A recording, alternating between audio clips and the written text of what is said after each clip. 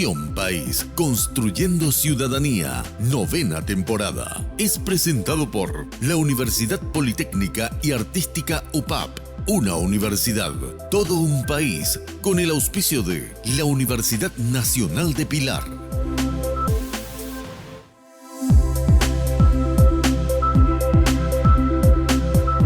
Bienvenidos a Visión País, buenas noches. Hoy nos preguntamos, ¿se pueden resolver las cuestiones sociales?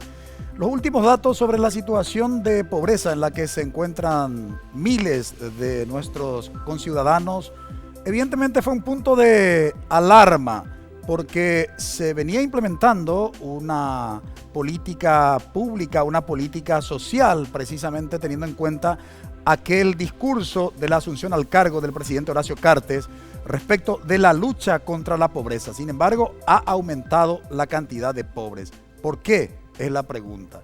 Ya se inició también el tema de las campañas electorales para las elecciones internas en los partidos políticos con vistas a las elecciones generales del próximo año 2018, y ya comenzamos a escuchar algunos discursos que se construyen en torno de la propuesta de los distintos partidos y movimientos políticos. Lo cierto y lo concreto, que hay muchas cuestiones sociales pendientes que resolver en el Paraguay. Y la gran pregunta, ¿estamos predestinados a padecer estos problemas sociales o hay algún tipo de solución? Y en ese contexto, hoy justamente queremos hablar de las ciencias sociales como la disciplina científica donde se analizan estas cuestiones mencionadas y desde donde se proponen soluciones alternativas. Nos acompaña, y es un lujo hoy para nosotros en Visión País tener como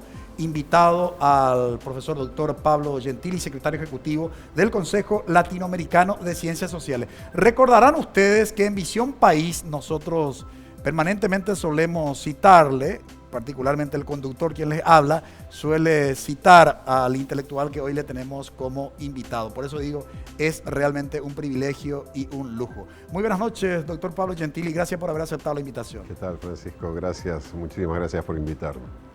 Hoy tenemos una particularidad, no solamente tenemos a un gran intelectual como invitado de Visión País, sino también, y no significa que hemos despedido a nuestros panelistas permanentes, sino por el tema en particular que vamos a tratar, tenemos panelistas invitados.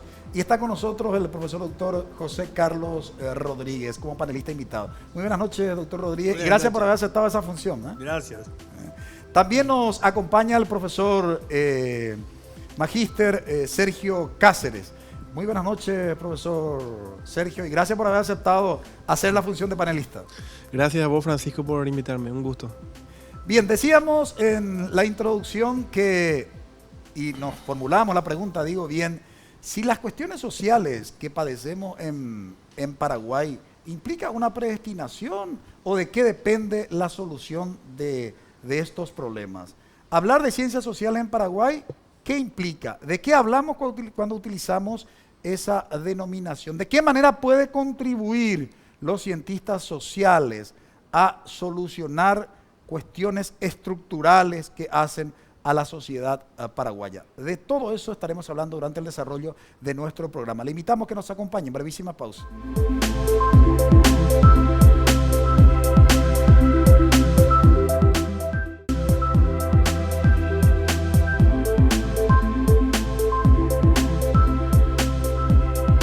¿Se pueden resolver los problemas sociales? Es la pregunta que nos formulamos hoy en Visión País. Y la primera cuestión que queremos justamente compartir con nuestra audiencia es responder, por supuesto, a esa pregunta, pero ¿desde dónde se puede hacer las propuestas de solución? Para los que recién ahora están en sintonía de Red Guaraní, está con nosotros hoy como invitado el profesor doctor Pablo Gentili, secretario ejecutivo del Consejo Latinoamericano de Ciencias Sociales. Doctor Gentili, todos estos problemas que últimamente caracterizan a América Latina, problemas políticos, sociales y económicos, se suele hablar que es objeto de estudio de las ciencias sociales.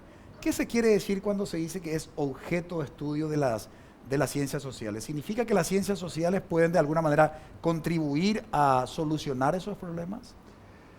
Sí, Francisco, sí, sin lugar a dudas, porque las ciencias sociales son justamente el campo del conocimiento científico que se encarga de entender, en definitiva, lo que a la gente le preocupa cotidianamente, lo que más le preocupa. Pues si uno le preguntara hoy a cualquier persona en la calle cuáles son sus 3 o 4 preocupaciones principales, seguramente diría la falta de empleo, la baja calidad de la educación de mis hijos, el futuro del país, y cuando se dice esto uno se refiere a las posibilidades de desarrollo, de crecimiento económico, la seguridad o la inseguridad en nuestras grandes ciudades, la movilidad humana, cómo la gente sale del campo a la ciudad, la situación del campo, que aquí particularmente en Paraguay es tan compleja y tan conflictiva. Todos estos temas son los temas que se analizan desde las ciencias sociales, que son diferentes campos del conocimiento, diferentes disciplinas, que van desde la economía a la educación, de la antropología a la ciencia política, a la sociología, a las relaciones del trabajo, en fin, a un conjunto de conocimientos que lo que hacen es tratar de entender mejor cómo vivimos y fundamentalmente en América Latina, y eso es muy importante, a tratar de encontrar formas de interpretación de la realidad social que nos ayudan a pensar soluciones a esos problemas, porque en general las ciencias sociales lo que investigan son problemas sociales y los investiga porque de manera general las ciencias sociales críticas tratan de cambiar esa realidad, de hacerla más justa, más democrática, más igualitaria. Ahora, quiero poner en perspectiva para nuestros panelistas justamente, cada vez el tema social, las cuestiones sociales son complejas, interpretarlas no resulta una tarea fácil. Y quiero contextualizar con ustedes el tema paraguayo. Es decir, nosotros casi somos como un laboratorio para las ciencias sociales, doctor Rodríguez. Bueno, cada país es un laboratorio, por supuesto, ¿verdad? Pero nosotros somos un laboratorio en el mal sentido, en el sentido que hay ciertas cuestiones que en otros países ya se han resuelto y que en Paraguay todavía están pendientes. Por ejemplo, la cuestión tributaria. Nosotros tenemos la mitad de impuestos que los países limítrofes. Por ejemplo, el tema de la educación, tenemos un bajo presupuesto, salud, o sea, Paraguay no está haciendo las cosas que necesita para estar mejor. Y el resultado es que somos un país que tiene la mitad del ingreso de América Latina, la mitad, y tiene una desigualdad que es más o menos equivalente. Y lo peor, que las zonas más ricas del país son las más desiguales. O sea, las zonas como Boquerón o como Alto Paraná o como San Pedro, Concepción, que son zonas con mucho dinero, al mismo tiempo son zonas muy desiguales. O sea que las ciencias sociales ayudan, pero finalmente son los pueblos y también sus gobernantes los que toman medidas, ¿verdad? La ciencia social ayuda a crear conciencia, pero las voluntades políticas no dependen solamente de la conciencia, sino también de los intereses. Ahora, ¿de qué manera podríamos hablar, Sergio, profesor Sergio, de la contribución de las ciencias sociales en Paraguay? Mira, a pesar de su actuar deficitario históricamente, ¿verdad? Son disciplinas que no le han dejado tener el protagonismo que se deberían. A pesar de todo, hay muchísimo trabajo ya hecho. Justamente ayer se inauguró el Congreso de Ciencias Sociales acá en Paraguay y Genoveva Campos mostró un recorrido de más de un siglo de aportes en las ciencias sociales de distintos intelectuales compatriotas. Por lo tanto, se han hecho investigaciones en varios campos: antropología, sociología, trabajo social, demografía.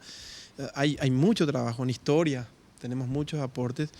Y yo creo que parte de las políticas públicas, por lo menos del tener conciencia, como dice José Carlos, de los problemas, han venido de parte de los cientistas sociales, que han mostrado que hay muchas cosas por resolver. El déficit, creo yo, también viene por parte de que las ciencias sociales tienen un componente académico que acá no se aporta. O sea, no hay facultad de ciencias sociales, no hay carrera de antropología, por ejemplo, por decirte. Y ese tipo de cosas no ayudan a que crezcan estas disciplinas que son, ya hemos visto, muy necesarias, ¿verdad? Ahora, recuerdo una entrevista que había hecho uno de los cientistas sociales, Daniel Filmus, y decía en ese un grupo de entrevistas que había hecho a presidentes de la República. Creo que esas entrevistas se emitieron allá por los años 2010, 2011. Era muy curioso porque decía Daniel Filmus que, digamos, llegó a ser presidente de la República en los países de América Latina un metalúrgico como Luis Ignacio Lula da Silva, un ex obispo de la Iglesia Católica como Fernando Lugo, un aborigen como el caso del presidente de Bolivia, Evo Morales, en fin, o sea, y hago como una cuestión introductoria, doctor Gentili, porque, digamos, ese tipo de fenómeno, le llamo fenómeno, ¿no? Por utilizar algún tipo de expresión, marcó un hito histórico en los gobiernos de América Latina. ¿Por qué aconteció aquello? ¿Por qué usted cree, cuáles serían las razones que explican por qué esta gente llegó a ocupar la presidencia de la República cuando en otros tiempos eso casi estaba reservado para una élite? Bueno, fue un momento, como tú mencionabas, esa serie que llamó Presidentes, que dirigió Daniel Filmus, mostraba también el perfil, el origen, la vida de esas personas comunes que llegaban por primera vez a la presidencia en nuestros países, cuando las presidencias de nuestros países habían sido ocupadas en general por personas que venían de familias ricas, banqueros o grandes abogados, y que inclusive con muchísimos más estudios que algunos de estos referentes políticos que comienzan en el nuevo siglo a mostrar un nuevo rumbo de la política latinoamericana, más progresista, más transformador, y que permitió reducir significativamente, por ejemplo, uno de los grandes problemas de América Latina, que es la pobreza. Se redujo casi a la mitad durante los primeros 10 años del siglo XXI, gracias a los esfuerzos y a las inversiones públicas que se hicieron desde lo que se llamaron los gobiernos progresistas.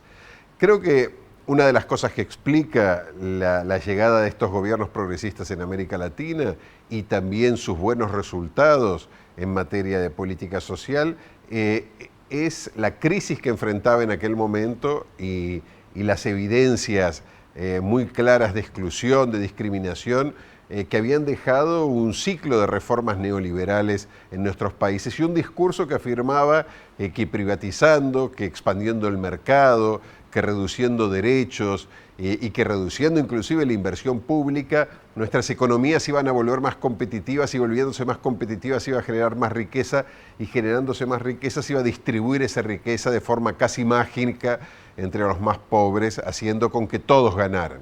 Lo que resultó de estas reformas neoliberales de los años 80 y 90 fue que nuestros países se hicieron mucho más pobres, se volvieron mucho más excluyentes, y aunque hubo un aumento muy significativo de la riqueza acumulada, esa riqueza no se distribuyó de manera más democrática, sino que se concentró aún más. Ante esta frustración, ante las promesas neoliberales, surgieron estos gobiernos que tuvieron grandes aciertos y también, como era indefectible, muchas limitaciones.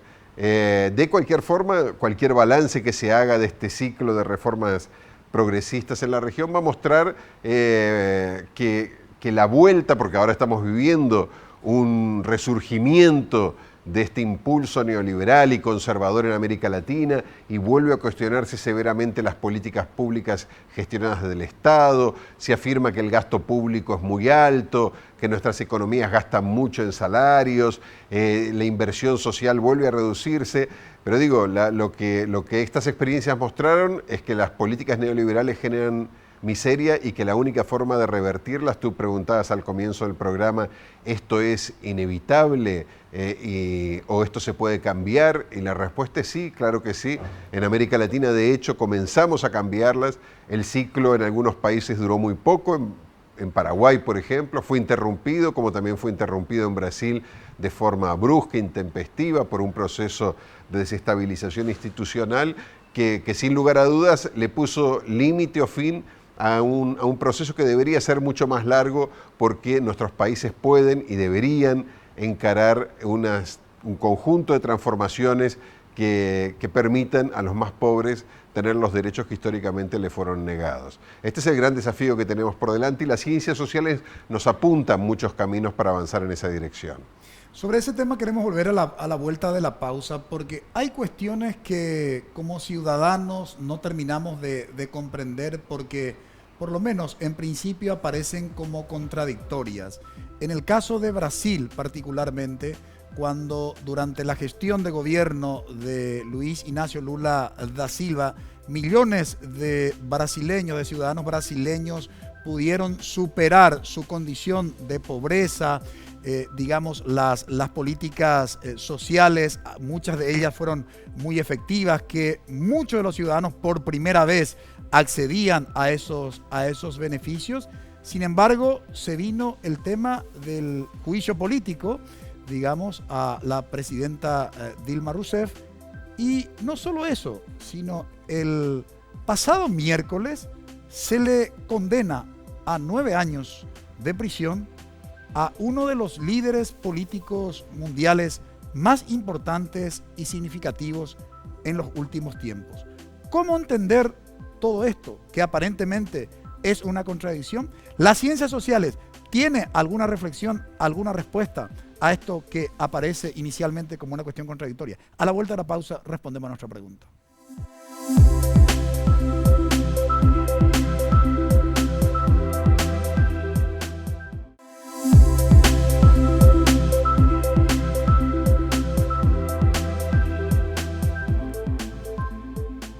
Nos preguntábamos si se pueden solucionar los problemas sociales o no, y sobre todo desde la propuesta de las ciencias sociales. Pusimos como ejemplo, antes de ir al corte, el caso de Brasil, y decíamos justamente en la noticia que nos sorprendió a todos el pasado miércoles de la condena a 9 años y medio, 9 años y medio de prisión a Luis Inácio Lula da Silva, expresidente de Brasil y en plena carrera política. El doctor Pablo Gentili justamente reside, hace toda su vida académica en el Brasil, y queremos aprovechar para hablar de ese tema porque finalmente en Paraguay dependemos mucho también de lo que sucede en Brasil en términos económicos y en términos políticos, doctor Gentili. Lo que habíamos planteado como una contradicción, que aparentemente el ciudadano, digamos, generalmente no comprende cómo es posible que las políticas sociales haya, digamos, beneficiado a millones de conciudadanos y después termina con un juicio político, destituida Dilma, con todo el problema que hoy está caracterizando al Brasil, problema económico, problema político. ¿Qué pasa? El caso también de Argentina, digamos. ¿Cómo se puede explicar esto de las ciencias sociales, doctor Gentili? Bueno, en Brasil hubo un proceso de cambios muy grande que comienza con la primera presidencia de Lula, sigue con la segunda, con la primera presidencia de Dilma y enfrenta grandes dificultades en lo que pasó a ser el segundo mandato de Dilma Rousseff, donde cambia la composición del Congreso y se presenta la posibilidad de la destitución de Dilma Rousseff, buscándose diferentes argumentos o justificativas asociándola a casos de corrupción sin ningún éxito. Finalmente Dilma es destituida por una interpretación muy elástica que se hace de la ley del presupuesto nacional, diciendo que Dilma la había violado, a pesar de que ese mecanismo se había aplicado en los gobiernos anteriores, tanto de Lula como de Fernando Henrique Cardoso y de todos los presidentes durante el periodo constitucional. A pesar de eso, se aprovechó esa oportunidad, Dilma no se la condena ni se la enjuicia por ningún caso de corrupción y se la destituye. ¿Cuál fue el objetivo de ese golpe que destituyó a Dilma? Básicamente frenar este ciclo de reformas y fundamentalmente frenar un proceso de investigación sobre casos de corrupción que se estaban dando en Brasil y que habían sido sin lugar a dudas generado en un clima de mucho más transparencia y autonomía de la justicia que crearon los propios gobiernos del PT.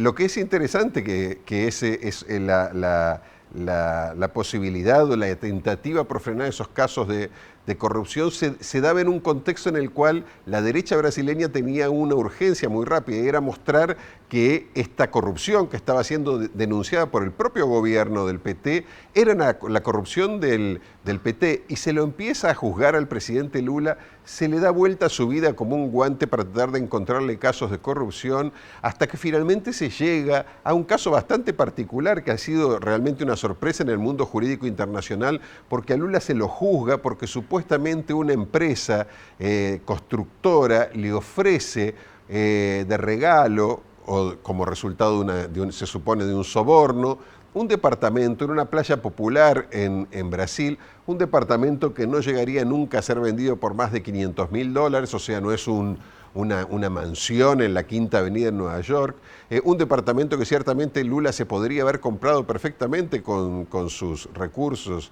y sus ahorros, que por otro lado Lula nunca vivió, nunca pasó un solo día, que su mujer fue a ver porque estaban pensando efectivamente comprar un departamento, y se asocia esta visita de la esposa de Lula a este departamento con la posibilidad de entregárselo. A pesar de que ese departamento nunca perteneció a Lula, a pesar de que ese caso de corrupción, yo no quiero disminuir aquí, un soborno de 300, 400 mil dólares no es menos importante que uno de 20 millones de dólares. Pero en el contexto de la corrupción brasileña, de la operación Lavallato, de los casos de corrupción de la Petrobras, de los casos de corrupción de las grandes constructoras como la Odebrecht o el frigorífico JBS, pensar que al que se supone que era el jefe de toda esta banda se lo soborna con un departamentito de 400 mil dólares en una playa popular en San Pablo parece una broma, especialmente porque en el mismo contexto de esta investigación se tienen escuchas telefónicas del hermano, de la hermana de Aécio Neves, que fue el candidato a la presidencia contra Dilma Rousseff, pidiendo 4 millones de euros para comprarle un departamento a su mamá. O sea, la hermana del candidato a la presidencia pide plata a un empresario y le pide 4,5 millones de euros, y Lula lo conforman con un departamento de 400 mil dólares si fuera supuestamente corrupto. Por otro lado, un departamento que nunca tuvo y nunca ocupó. Pero aquí hay una urgencia. ¿Cuál es la urgencia? Es que el golpe, como decía, se hizo para frenar la corrupción. Y de hecho, el gran problema de la corrupción es que se demuestra que el candidato a la presidencia contra Dilma, Aécio Neves, es un corrupto, que buena parte del gabinete del presidente Temer lo es, de que Temer ya no se puede sostener más en la presidencia y lo van a destituir muy próximamente. Y todo este circo se está acabando, pero ahora han hecho lo que querían hacer, que era condenar a Lula. Rápidamente se lo condena ahora. Fíjense ustedes, 9 años y medio de prisión porque supuestamente una empresa le iba a comprar un departamento que no le compró. El segundo juicio que tiene Lula es muy parecido. Es un terreno que supuestamente iba a comprar la Odebrecht para que se construyera ahí un proyecto de Lula que llamó el Memorial de la Democracia. Cuando la empresa Odebrecht le ofrece a Lula el terreno, donándoselo, Lula lo rechaza. Y a Lula lo están juzgando y seguramente ya le dieron 9 años y medio por un departamento que nunca tuvo. Este es un terreno en el centro de San Pablo y le corresponderán 10 o 15 años. ¿Qué se está buscando hacer? Proscribirlo a Lula, porque no cabe duda de que este golpe de Estado tiene las patas muy cortas, la legitimidad de Temer se ha desbarrancado, asumirá otro muy parecido a Temer y su popularidad también se desbarrancará, y la sociedad brasileña sabe que durante los gobiernos del PT se consiguieron hacer cosas que supuestamente ahora iban a mejorar y no han hecho otra cosa que empeorar. Por lo tanto, hay que proscribirlo a Lula porque es la gran amenaza que tiene hoy la derecha para que vuelva al poder un gobierno popular, y esto es lo que estamos viendo en esto, que no resulta otra cosa que indignante condena que se le da a un expresidente de la República que tanto ha hecho por el país y que ahora aparece con una condena de un delincuente. En Brasil no te dan 9 años de cárcel, 9 años y medio de cárcel, ni siquiera cuando cometes un asesinato. Por lo tanto, esto tiene la cara de la demostración de ser un acto de humillación y una lección que se le está emitiendo inclusive a toda la izquierda y el progresismo, no solo de Brasil, sino de América Latina, es que cuando ustedes se animan a gobernar, se animan a hacer las cosas bien y se animan a cambiarle la vida a la gente más pobre, esto les puede ocurrir. Bueno, abrimos el debate. Si quieren formular preguntas a nuestro invitado, el doctor José Carlos Rodríguez, el profesor Sergio. Lo que pasa es que yo tengo algunas dudas sobre qué preguntar, porque me interesa mucho su obra como pedagogo, me interesa mucho su gestión en Claxo. Claxo tiene 600 centros de investigación de América Latina, y me interesa también su opinión como hombre comprometido con América Latina, pero con más información quizás sobre Brasil y sobre Argentina porque su nación, bueno, no sé cuál es su nación, pero ya es multinacional. Pero me interesa, me preguntan de las tres cosas.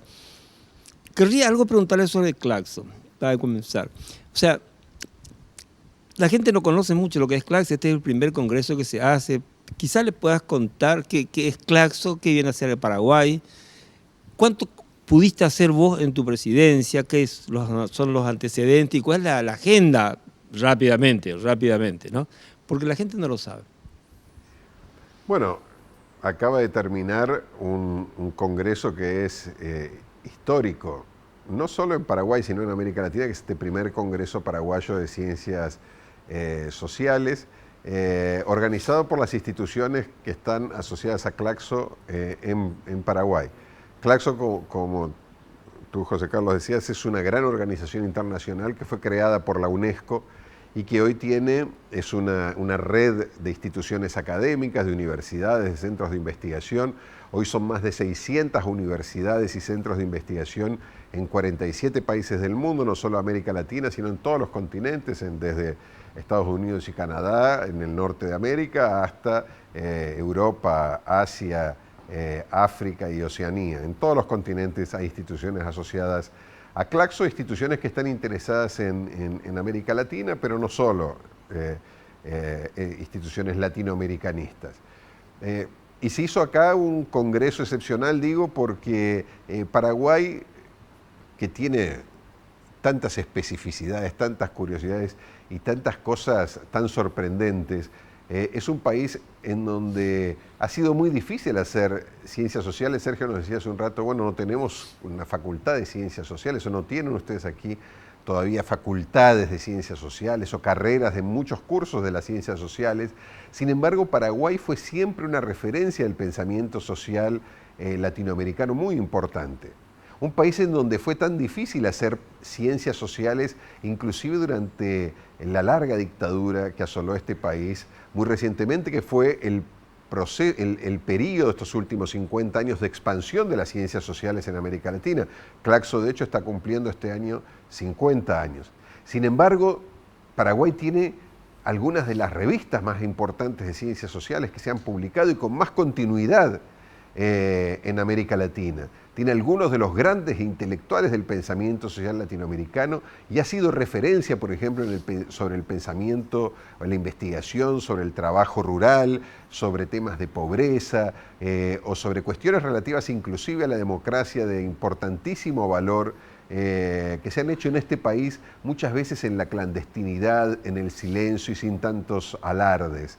De hecho, estamos haciendo ahora, o terminando ahora, el primer Congreso Paraguayo de Ciencias Sociales. Es el primero de una serie que sin lugar a dudas se irá multiplicando, poniendo en evidencia. Vinieron a este Congreso más de 1.800 participantes de 15 países diferentes, algunos de América Latina, inclusive de Europa, como ya han venido en otros momentos grandes intelectuales del mundo. Lo ha hecho Eric Hobsbawm, que fue probablemente el historiador más importante contemporáneo, para entender cómo en este país, a pesar de todo y gracias a todo, se siguen haciendo ciencias sociales de calidad y cómo sería muy importante que los gobiernos de este país pudieran valorizar, reconocer el importante capital cultural e intelectual que tienen en sus universidades y en sus centros de investigación, produciendo conocimiento social crítico. Yo creo que hoy Paraguay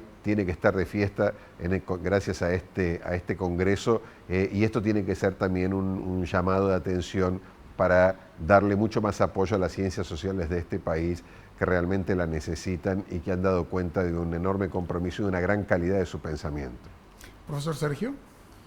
Sí, a mí me interesa también seguir hablando un poco con Pablo con respecto a Claxo, pero ahora ya mirando Latinoamérica en su conjunto, Claxo tiene una red impresionante de instituciones de investigación a lo largo de América Latina y bueno, también en los 5 continentes, como contaba Pablo. Pero a mí me interesa saber cuáles son los desafíos que Claxo ve para América Latina desde las ciencias sociales, cuáles son los ejes de acción o ideas que están teniendo para el futuro. Más que nada, viendo esta reconfiguración política que él mismo comentó, ¿verdad? De cómo los gobiernos de izquierda están cediendo a nuevos tipos de gobiernos, digamos, de corte neoliberal, de vuelta a esto que pasa en Brasil con Lula. O sea, ¿qué es lo que está pasando? ¿Qué es lo que se viene para América Latina desde Claxo? Bueno, creo que hay 4 grandes desafíos que Claxo ha planteado ahora en su nueva estrategia de trabajo por los próximos años y que están en directa sintonía con los problemas que está viviendo nuestra región, porque como decíamos antes, las ciencias sociales piensan sus agendas en función de los problemas sociales y de las grandes cuestiones o desafíos que viven nuestras sociedades. En Claxo hemos definido 4 de ellos. El primero es el más importante que hay en América Latina y que se está agudizando de manera acelerada, lo que es nos genera una enorme preocupación. El primero de ellos es la desigualdad social. Porque teníamos, como decía Francisco al principio del programa, altísimos niveles de pobreza, y esto sin lugar a dudas es así. Pero inclusive cuando en América Latina, en los gobiernos progresistas, hemos conseguido reducir la pobreza, no hemos conseguido reducir de la misma forma la desigualdad. Y la desigualdad tiene un efecto desestabilizador de las instituciones democráticas muy fuertes, porque cuando uno reduce la pobreza, sin lugar a dudas, le genera a la gente más pobre la posibilidad de acceso a bienes, a servicios, a derechos que históricamente le fueron negados, y uno de ellos es el fundamental, es la posibilidad de comer todos los días, de poder ir a la escuela, de poder tener un empleo. Pero ¿qué ocurre cuando esto se estabiliza en un contexto de gran desigualdad?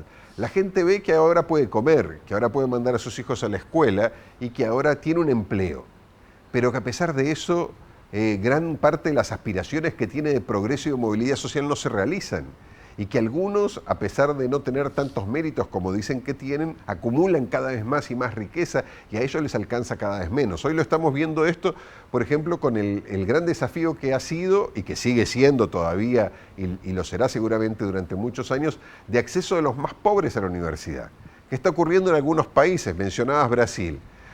En Brasil Lula consiguió una verdadera hazaña democrática, que fue duplicar el número de estudiantes universitarios en 6 años.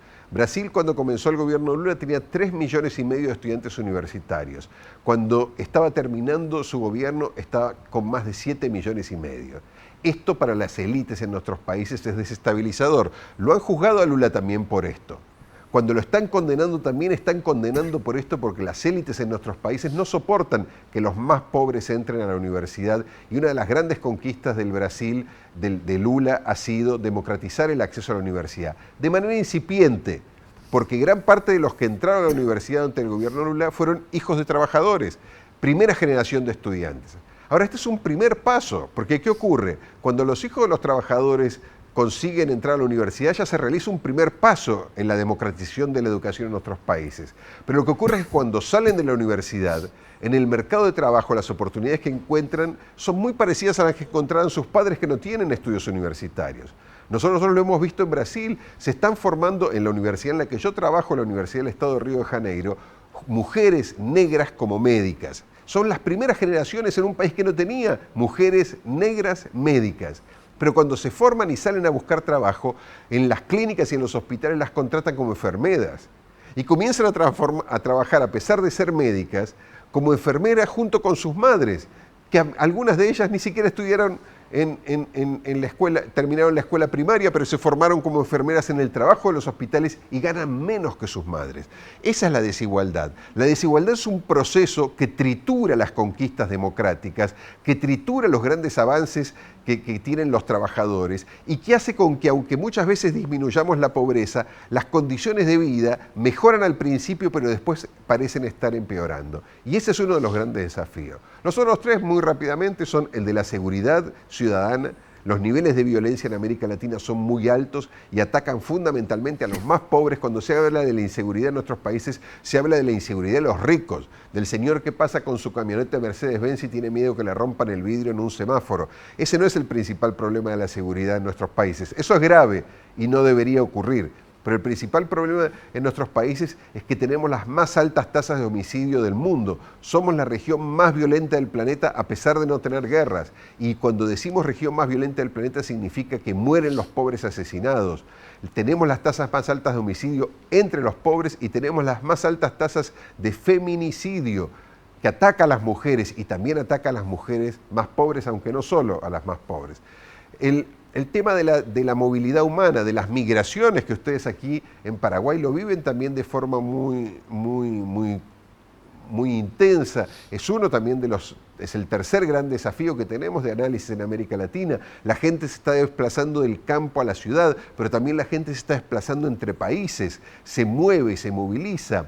Y los países, en vez de ampliar y de pensar políticas migratorias más amplias, nuestras ciudades, en vez de transformarse para recibir mejor a los que llegan de afuera o diseñar políticas rurales que permitan mantener a la población rural viviendo con dignidad en el campo, crea fronteras. Intensifica las fronteras, crea muros, los muros que separan las ciudades del campo, los muros que separan los países, los muros que separan las personas, los muros que separan los barrios. Estamos viviendo una sociedad amurallada, las murallas son cada vez cercos que cierran y concentran a la gente y la diferencian, la segmentan y la excluyen.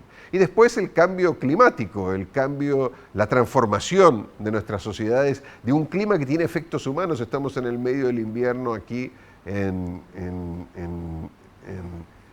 Asunción. Si se toman en un avión, en 1 hora y cuarto, 1 hora y 20, estarán en Buenos Aires con 8 grados de temperatura. Aquí estamos con 29. Si se van a otro lugar, tendrán lluvia donde no llovía y tendrán sequía donde antes llovía.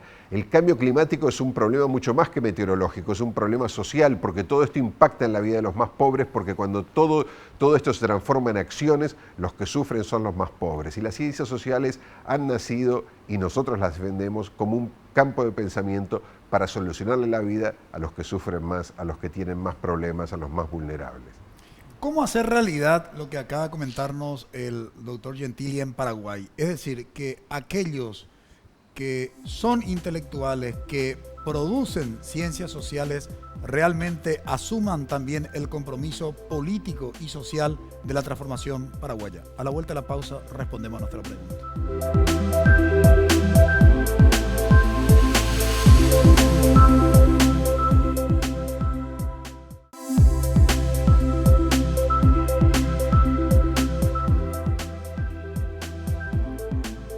En la década de los 60, 70 se instalaba el debate respecto de la responsabilidad de los intelectuales con las cuestiones sociales. En Europa, en América Latina, se hablaba de que tenía que necesariamente articularse o de una interacción entre el pensamiento y la acción. Y se critica mucho generalmente a los intelectuales que producen, pero que, digamos, de alguna manera no hacen militancia. Y pongo un poco en perspectiva esto para nuestros panelistas, sobre todo en Paraguay. Yo permanentemente critico aquí desde Visión País, digamos, esa falta de protagonismo de los intelectuales. Tuvimos desde el año antepasado la primavera estudiantil, el año pasado del fenómeno Una no te calles, el caso de los estudiantes secundarios que tomaron los colegios y exigieron la renuncia de la ministra de Educación. Este año se quemó el Parlamento Nacional, digamos, toda una crisis política que se generó. Y no he visto así que los cientistas sociales hayan asumido, digamos, una responsabilidad de formar opinión sobre estos temas. Es la percepción que tengo y comparto con ustedes. No sé cómo ustedes lo ven y probablemente después también formular una pregunta a nuestro invitado. Bueno, yo comenzaría haciendo autocrítica en el sentido de que las ciencias sociales no ha sido suficientemente capaz de comunicar sus resultados en forma oportuna, en forma amplia, y eso es una autocrítica. Ahora también hay que reconocer que hay otros elementos que no tienen que ver con el quehacer disciplinario. Es que ¿qué pasa cuando la política tiene otra lógica no solamente del lado del dirigente, sino también del lado del seguidor o del ciudadano. O sea, cuando vos haces una política basada en el caudillismo y en el clientelismo, o sea, yo voto a él porque es mi partido, no importa que sea bueno o malo, o yo voto a él porque es mi partido y no me importa cuál sea, es el partido de mi papá, de mi abuelo, Ahí vos tenés un divorcio entre el pensamiento y la acción, porque falta un puente. Y el puente justamente es la estructura programática de los partidos, la estructura así de agenda política construida en base a problemas, a promesas, a compromisos. Y entonces, pero esa parte no depende de la ciencia social, o sea, depende de la madurez de la ciudadanía y también de la característica de los partidos políticos. No sé, lo que preguntaría yo es cómo ve eso en otros países, porque en Paraguay eso es un problema muy serio, es muy serio. Pero también en este momento en Argentina, por ejemplo, hay esta obnubilación, que hay programas radiales que vos le decís, ¿usted está de acuerdo con que el gobierno haga, por ejemplo, que los zapatos sean verdes, y que eso no está haciendo el gobierno, y el tipo que es partidario del gobierno dice, no, sí, claro, me parece bien que los zapatos sean verdes? O sea, hay como esa incondicionalidad precrítica, y el tema de la crítica no tiene que ser una exclusividad de las ciencias sociales. Tiene que ser algo en lo cual estamos de acuerdo los que somos profesionales y los que no son profesionales, porque finalmente lo que estamos haciendo es conducir el mismo barco, ¿verdad? Profesor Sergio. Sí, bueno, ese es un debate ciertamente que tiene sus décadas, ¿verdad? Sartre, Barthes, mucha gente debatió el papel del intelectual y del cientista social en la sociedad. En el caso paraguayo, ciertamente, como dice José Carlos, hay que hacer una autocrítica. O sea, quizás, no solamente ahora, sino históricamente no han tenido mucho protagonismo. O sea, esto no tenemos una tradición muy fuerte intelectualmente hablando, ¿verdad? O sea, han sido pocos. Y yo también quisiera, mencionar el caso de que para tener protagonismo hay que tener el cartel, hay que tener el espacio, del cual justamente en el caso tuyo, por ejemplo, este programa es único porque nos estás invitando. Pero cuando el cientista social quiere hablar, quiere decir algo, es ninguneado, no se le hace caso, le cuesta mucho conseguir espacios, ¿verdad? A veces no tiene las condiciones para decir lo que quiere decir, no entra en la agenda de los medios, porque los medios también están justamente ya con una agenda muy, por decirlo así, de derecha, muy condicionada, y no quiere escuchar voces críticas, justamente. Entonces no tienen el espacio que debieran. Quizás habría que hacer un esfuerzo más de nuestra parte por estar ahí presentes, por militar. Hay que ver el concepto de militancia, qué significa, que hay muchos tipos también de militancia en ese sentido, ¿verdad? Pero sin duda que hace falta, yo creo que ese es también un compromiso. Algo habrá del Congreso que acaba de terminar, de ahí va a salir algo, yo creo que importante en ese sentido. Así que estamos creciendo. Ojalá, y aunque discrepo con el profesor Sergio, porque en la época de la dictadura, con lo que implicaba hablar, se ingeniaban, digamos, para hablar a la sociedad. Y hoy, con los dispositivos electrónicos que proveen las tecnologías de la información y la comunicación, probablemente tenga que ver con algún tipo de ingenio que tengamos que tener en Paraguay. Yo sigo reclamando, y en ese contexto quiero formular la pregunta a nuestro invitado. En este momento en Paraguay, doctor Gentili, estamos nosotros analizando y debatiendo la reforma de la educación superior. Digamos, ese modelo de universidad, el rol, la función, sobre todo de las universidades públicas, porque en Paraguay nosotros tenemos el 60% de la matrícula concentrada en las universidades de gestión privada y solo 40% en las universidades públicas. Digamos, apelando a su conocimiento, a su experiencia, ¿usted qué plantearía por dónde iniciar una reforma de la educación superior atendiendo a las peculiaridades y características de la sociedad paraguaya? Bueno, no tengo ni los elementos ni las condiciones, tampoco me animaría si supusiera tenerlas para decir qué es lo que tiene que hacer Paraguay en este sentido. Sí puedo decir cuáles son algunos desafíos que tienen países con una situación, una estructura muy semejante a la de Paraguay en su composición, que como tú dices, tiene una predominancia de la educación privada, superior privada, pero también tiene mucha gente fuera del sistema, de los que no van a ningún tipo de educación superior.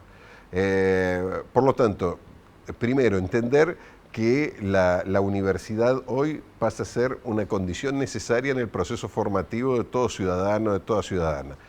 No necesariamente la universidad tradicional y mucho menos las carreras tradicionales, pero es necesario abrir el concepto de universidad y volverlo mucho más accesible, especialmente esos sectores que identifican a la universidad como parte de su proceso de ascenso social y que la posibilidad de ingreso a la universidad significa una afirmación de su progreso como personas, como familias, como comunidades, es muy importante. Hay que hacer universidades dentro de las grandes ciudades, pero hay que también hacerlas a lo largo de todo el territorio del país. En definitiva, la universidad tiene que ser parte del proceso de democratización de la sociedad y cuanto más pública, mejor, porque naturalmente, aunque también muchas universidades privadas cumplen una función pública muy importante, sin lugar a dudas el espacio de formación, de desarrollo de la investigación, del conocimiento científico de calidad, en América Latina como en todo el mundo se hace dentro de las universidades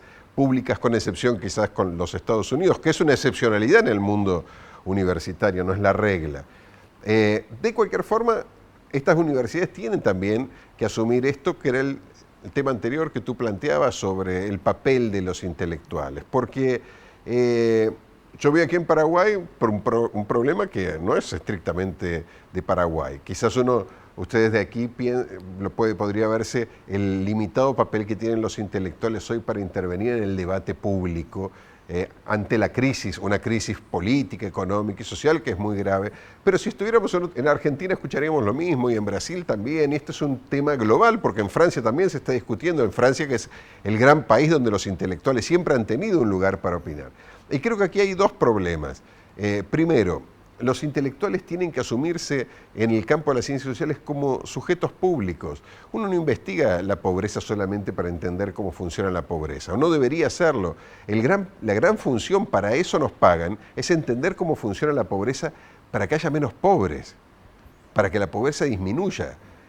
El activismo, como decía Sergio, y la militancia se pueden pensar de muchas formas. Las opciones políticas las hace cada uno, pero el activismo intelectual supone que el intelectual no puede conformarse solo con entender la realidad, tiene que proponerse cambiarla. El problema es que cómo la cambia. Tú mencionabas un tema que es central hoy y que los intelectuales manejan muy mal porque las universidades no nos forman en esto, que es, por ejemplo, en la comunicación. Nadie que hace sociología tiene una sola materia sobre comunicación, sobre redes sociales, sobre cómo transmitir, porque a veces le ocurre a los intelectuales que se han pasado 20 años investigando un tema y cuando los invitan a un programa de televisión como este y le dicen tienen 15 minutos para explicarlo, no saben cómo explicarlo. Y piensan, lo que es peor, que no se puede explicar en 15 minutos. Y todo se puede explicar en 15 minutos si uno sabe cómo hacerlo. Esa es una estrategia, es un conocimiento. Poder hacer lo que tú haces como conductor de este programa implica una profesionalidad, un conocimiento que tú aprendiste, además de todos los conocimientos que tienes en educación, es a cómo comunicar mejor. Por lo tanto, una de las cosas que tienen que hacer nuestras universidades es adaptarse también a los cambios que se viven, por ejemplo, en las formas de comunicar, ayudando a que nuestros jóvenes estudiantes puedan ser grandes investigadores en los temas que estudian, pero que también aprendan a cómo transmitirlos y comunicarlos, porque los principales aliados de los intelectuales son siempre han sido los que quieren y buscan soluciones para sus problemas, y muchas veces los primeros que las buscan son los más pobres, que son los primeros interesados en saber cómo se soluciona, y en poder entender cuáles son los políticos que los están engañando o no cuando presentan soluciones, muchas veces milagrosas y falsas, para los grandes y estructurales problemas que viven nuestras sociedades. Por lo tanto, aquí el problema del activismo, creo yo, tiene que ver hoy con jugar un papel público, con volvernos sujetos públicos. Y para hacerlo hoy, lo podemos hacer por muchos medios, por las redes sociales, por los espacios de comunicación y por programas como estos que nos abren la posibilidad de hablar y de decir lo que pensamos, lo cual no es siempre un privilegio que tenemos los intelectuales. Qué pena que el tiempo en televisión sea tan tiránico. Me quedan 30 segundos, pero me gustaría una reflexión final, doctor Pablo Gentili, respecto de este acontecimiento histórico del Congreso de Ciencias Sociales en Paraguay y lo que digamos, Clapso espera a partir de esta experiencia, de este evento científico tan importante? Lo que yo me llevo de aquí es reconocer que hay un Paraguay que muchas veces no se reconoce fuera de Paraguay, pero lamentablemente tampoco se reconoce dentro de Paraguay. Ustedes tienen aquí un campo intelectual impresionantemente rico y dinámico, con muchísimos problemas seguramente, pero problemas hay en todo el mundo.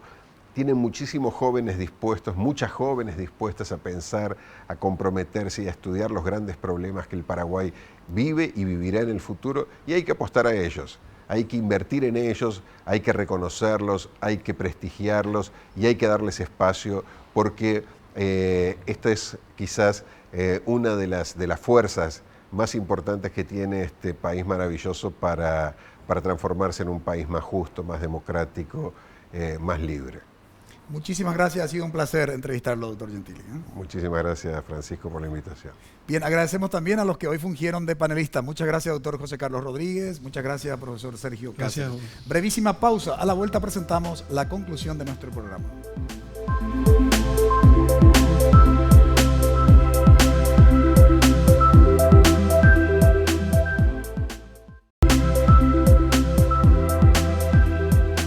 ¿Se pueden resolver los problemas sociales? Ha sido la pregunta que nos habíamos formulado hoy en Visión País. Realmente un lujo, un privilegio haber tenido un invitado como el profesor doctor Pablo Gentili, secretario ejecutivo del Consejo Latinoamericano de Ciencias Sociales, que nos dijo que efectivamente se pueden resolver los problemas sociales, y en ese sentido el papel que juega las ciencias sociales es fundamental. ¿Por qué?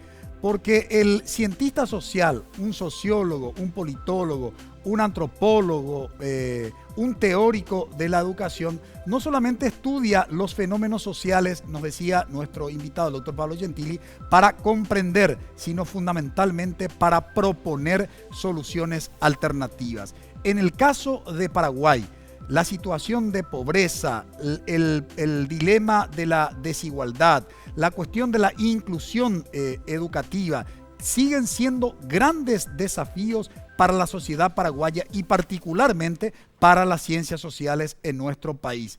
El primer Congreso Paraguayo de Ciencias Sociales, que se realizó la semana pasada, del día martes hasta el jueves, realmente representa una luz de esperanza y de alguna manera una gran promesa. ¿Por qué? Porque esperamos, lo que estuvimos también desarrollando en el programa, esperamos que los cientistas sociales del Paraguay asuman ese activismo social, el activismo político transformador de su disciplina para poder generar soluciones alternativas en nuestro país.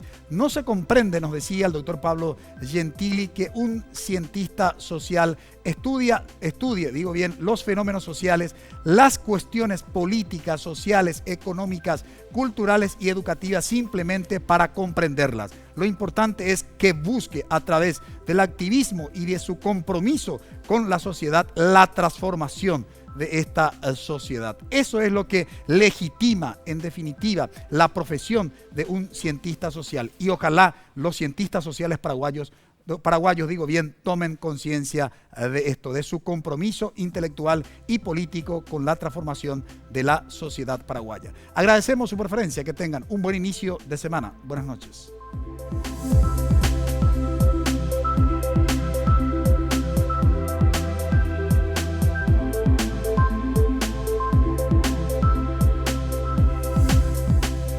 Visión País, construyendo ciudadanía, 9ª temporada. Fue presentado por la Universidad Politécnica y Artística UPAP, una universidad, todo un país, con el auspicio de la Universidad Nacional de Pilar.